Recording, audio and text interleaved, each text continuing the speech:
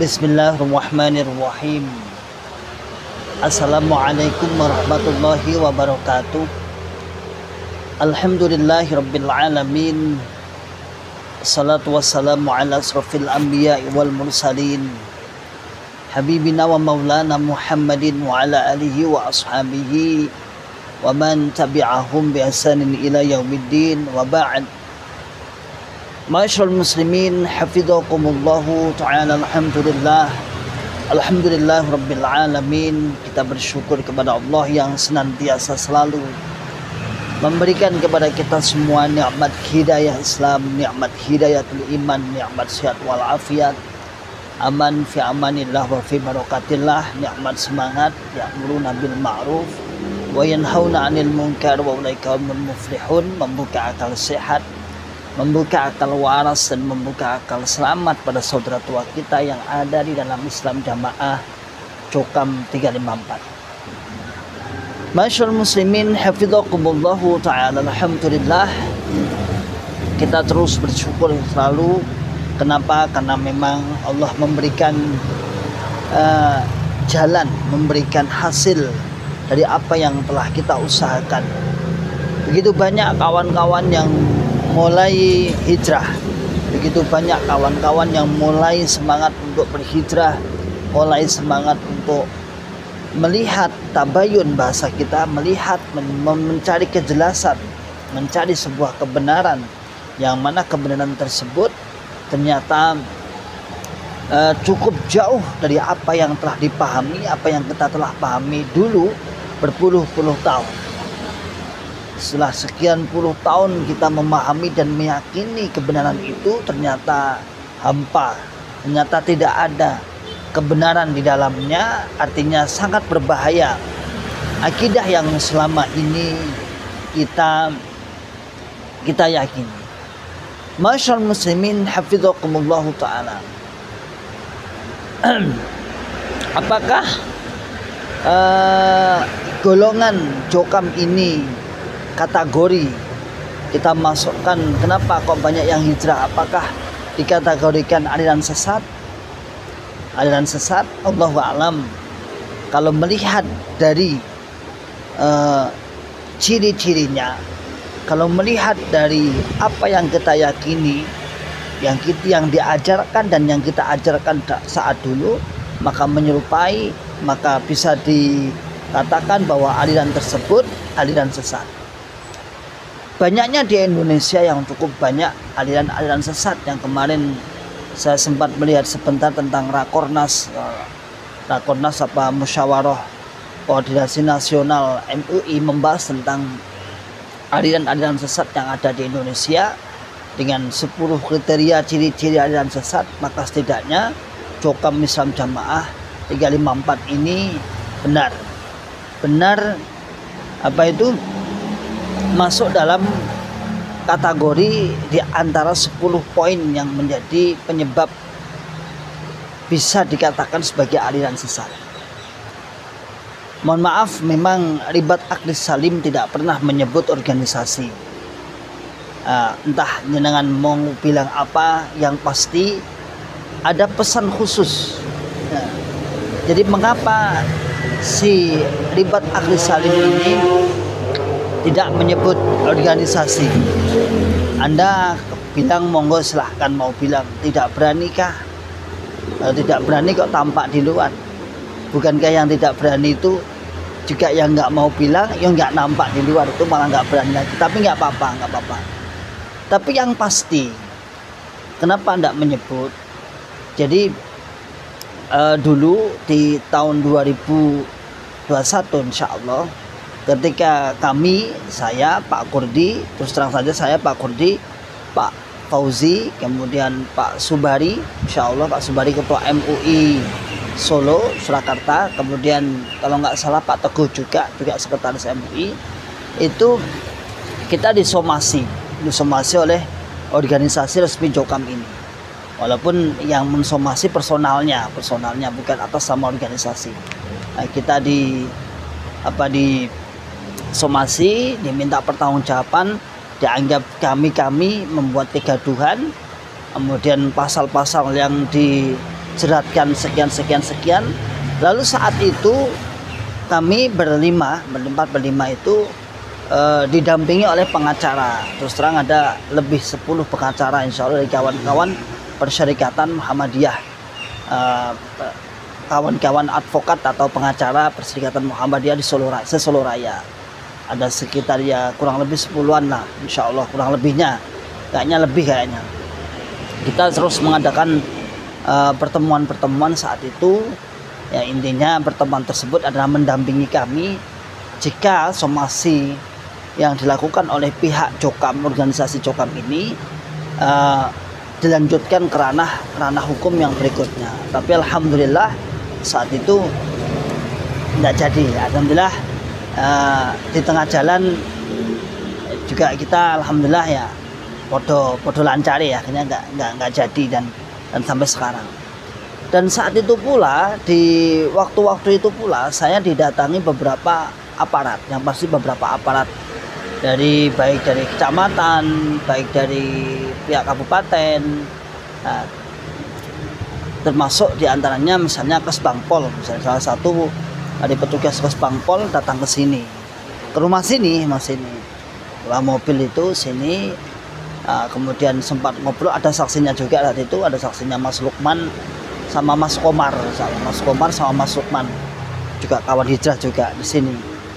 Jadi kami diwanti-wanti, bahasanya diwanti-wanti, Ustadz mohon jenengan jangan menyebut organisasi jangan menyebut, jenengan menyebut nama yang lain, intinya sama yang dimengerti oleh kaum muslimin. Intinya kan kata beliau, intinya kan kena tujuan jenengan, kena tujuan antum berhasil bisa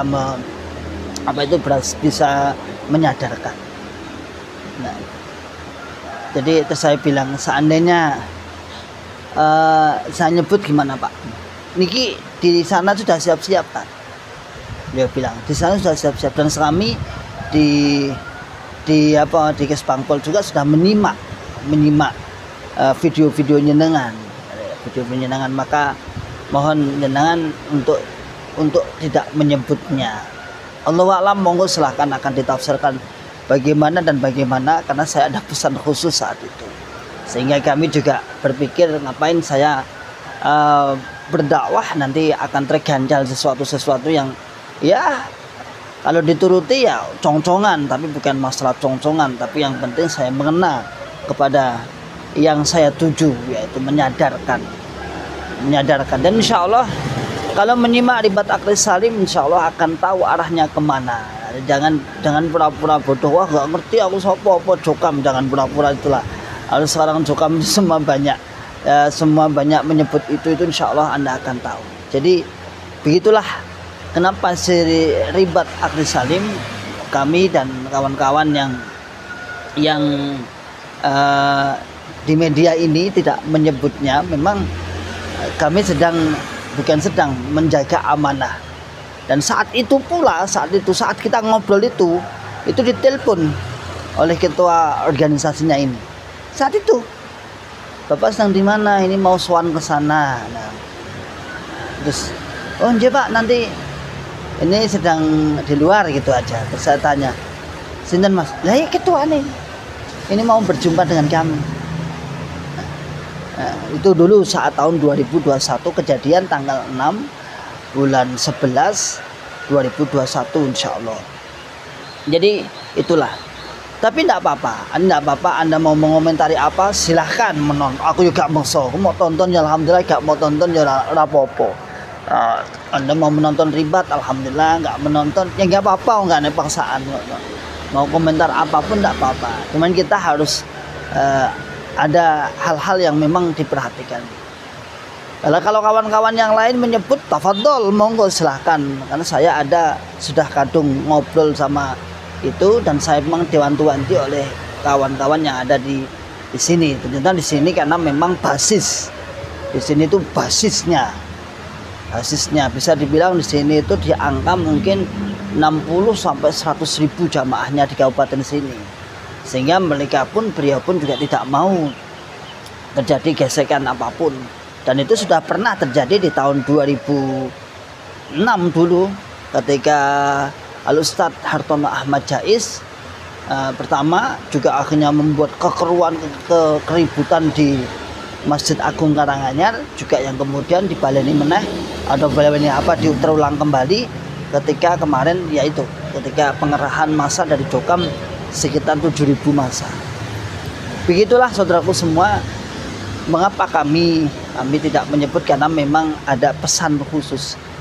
Maka kita hindari cara bahasane kena opo to abote ora nyebut kan gitu. Kalau menyebut pun ya monggo tafadhol, tapi karena sekarang di zaman media yang sedikit-sedikit kemudian bisa dijerat, dan walaupun dijerat pun itu memang resiko perjuangan, memang benar. Namun resiko perjuangan kalau sampai kita berhenti kan kita akan rugi. Kita harus berurusan ke sana kemari.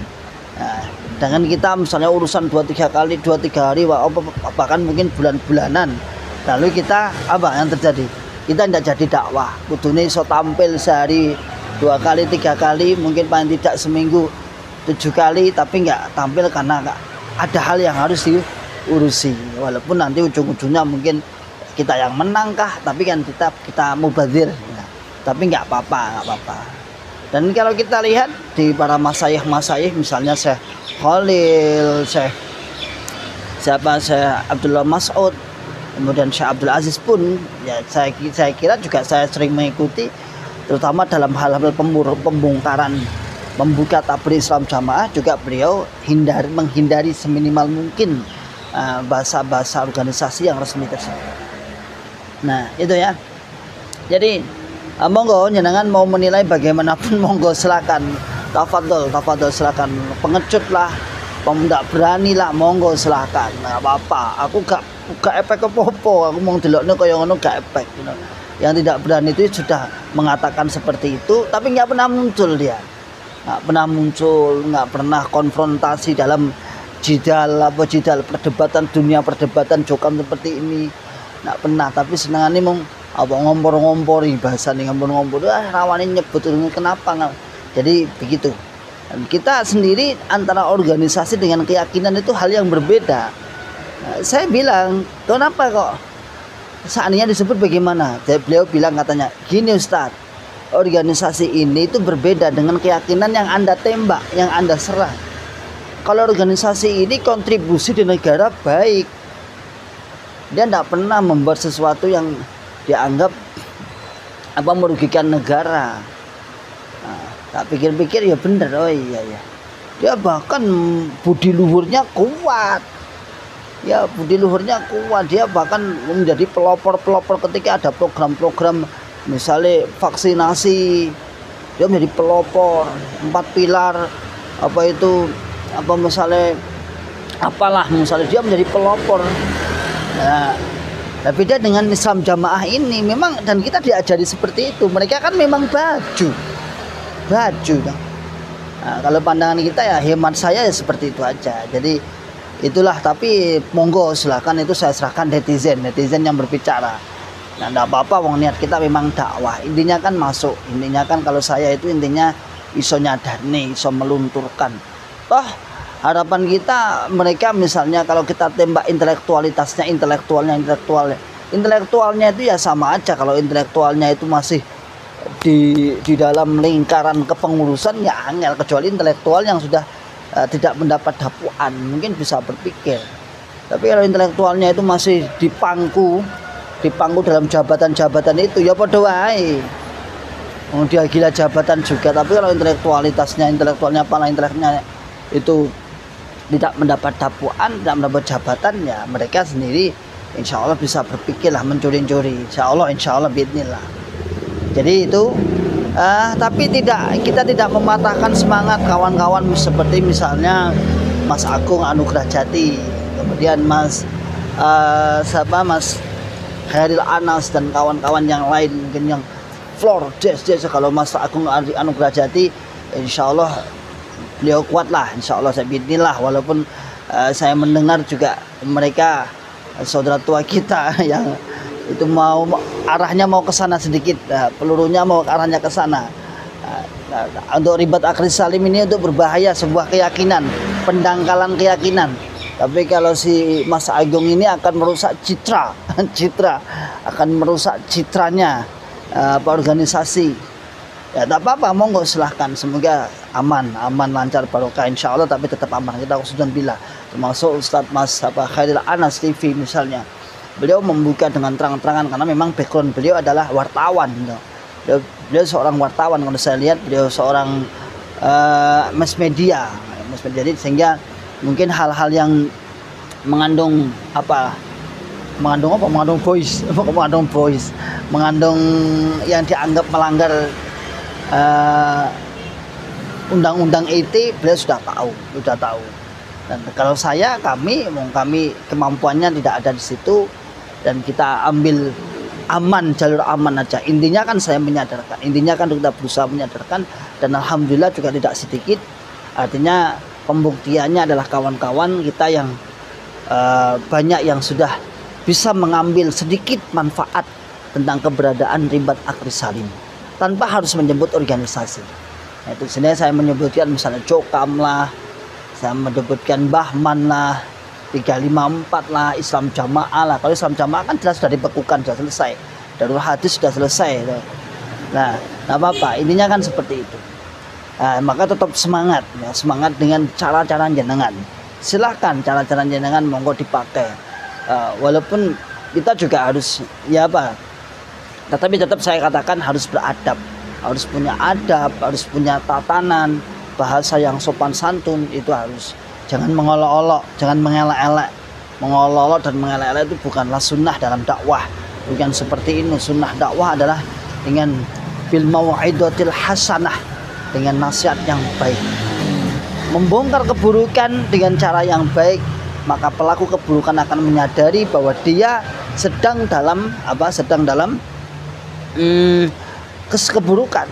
Disajikan iki lo elek mas, tapi nek wong misalnya teman saya, mohon maaf nih, misalnya goblok wong koyo ngono elek, tetapi maka berbeda lagi dengan kita mengatakan ini lo jelek, ini lo yang benar, ini lo yang baik, ini yang benar, sampean itu ternyata salah, yang benar ini. Berbeda dengan kemudian marah-marah tak berujung kemudian mengatakan kamu itu bagaimana, selama ini kok menetapi kejelekan dan sebagainya. Maka begitulah kiranya saya hanya mentabayun agar tidak terjadi sebuah misinformasi di antara kawan-kawan yang hijrah. Kenapa ribat akhir salim tidak menyebutkan secara lantang? Karena ada hal-hal yang memang harus saya pegang dari pesan-pesan beberapa bapak-bapak atau kawan-kawan yang sebagai aparat. Memang beliau juga kesini. Saya ada saksinya kok, kesini, ke rumah sini ya. Memang malamnya janjian dengan saya, kami dari badan ini Kes Bangpol itu mau datang ke jenengan untuk sowan, bahasanya untuk sowan, untuk ngobrol dengan Ustadz. Akhirnya kita ngobrol dan kemudian beliau juga berpesan itu, Ustadz mohon maaf, saya sudah melihat video-video jenengan, ya mohon maaf jenengan, mohon untuk menahan jangan menyebut organisasi. Intinya kan jenengan kan mau dakwah, yang penting kena dulu. Nah, organisasi biar diurusi oleh orang-orang yang berkompeten di sana. Ya, di MUI, kawan-kawan hijrah yang menempuh dengan jalur organisasi, tafadhol, memang saya persilahkan, monggo silahkan.